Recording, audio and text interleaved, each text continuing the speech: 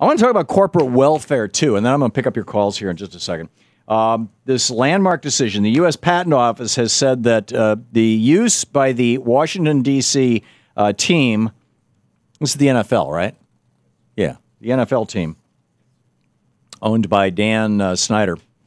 The use by that team of a word that is to Native Americans the same as the N-word is to African Americans. The Trademark Office ruled that this is, quote, disparaging to Native Americans. We decide, based on the evidence properly before us, that these registrations must be canceled because they are disparaging to Native Americans at the respective times they were registered.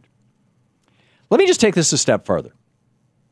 I mean, I'm all in favor of the Patent Office doing this and saying, sorry, Dan Snyder, you don't control that logo anymore or that name anymore because it is, naming a team after a racial group using a racial slur is just not appropriate.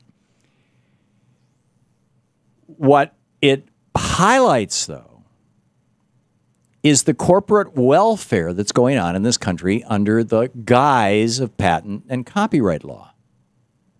Bill Gates is arguably America's biggest welfare queen. Microsoft would be worth billions and, at the very worst, hundreds of millions of dollars. Be a very wealthy company if the patent and copyright laws only lasted for 2 or 3 years. But because they last so long and they are so inclusive, they are welfare programs. It's just that simple. Thomas Jefferson argued aggressively in his letters with James Madison that either A, there should be no patent or copyright laws, or B, that they should last no more than 3 years. He himself had over 200 inventions, 240 inventions, things that he invented, including a device that made the first copy machine.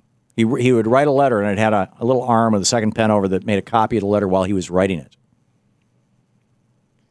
He invented all kinds of stuff. He didn't patent any of it because his point was that every invention, no matter how innovative, is a modification of something that preceded it. There is no such thing as an original work. Even in literature.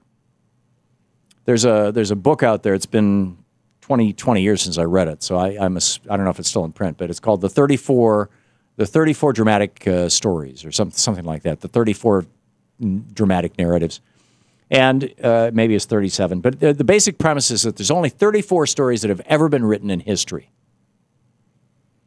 and that every book is fiction book is one of those 34 narratives being retold, or 2 or 3 of them being combined.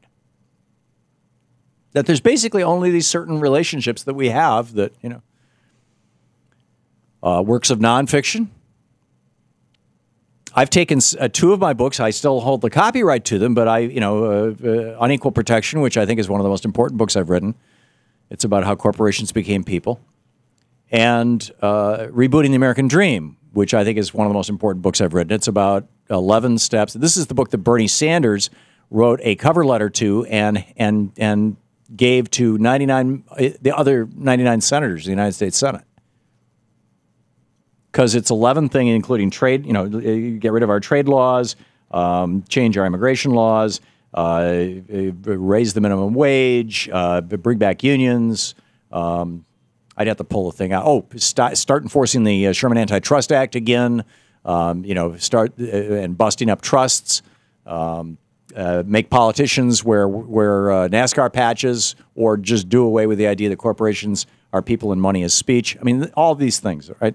These 2 books, you can read them for free online over at truthout.org. And I did that because I thought that the information was so important. And here's the little secret for the authors out there. The sales of the paper copies of the books, when we put them online for free, went up. People would read it online and go, "This is incredible. I got to share this with my brother-in-law. I got to give this to my dad or my son for Christmas.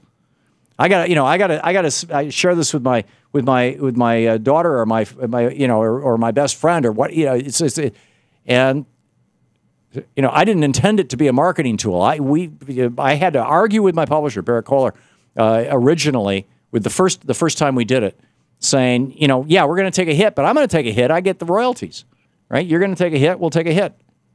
We didn't take a hit. Revenue went up. But I'm telling you, Microsoft and all these other companies, these big companies and Disney and the media companies, these companies that make their living with copyrighted and patented material, and I'm in that category, right? Our podcasts are copyrighted. And I realize that they're available out there on BitTorrent, and we don't go after the people who pirate our podcasts. Because it's just like, I'm not going to be a hypocrite. I don't think that, I have no problem. I'm with Jefferson. I have no problem with 3 years. But after 3 years, let things go into the public domain. Including the names of teams and the logos of teams and the logos of companies.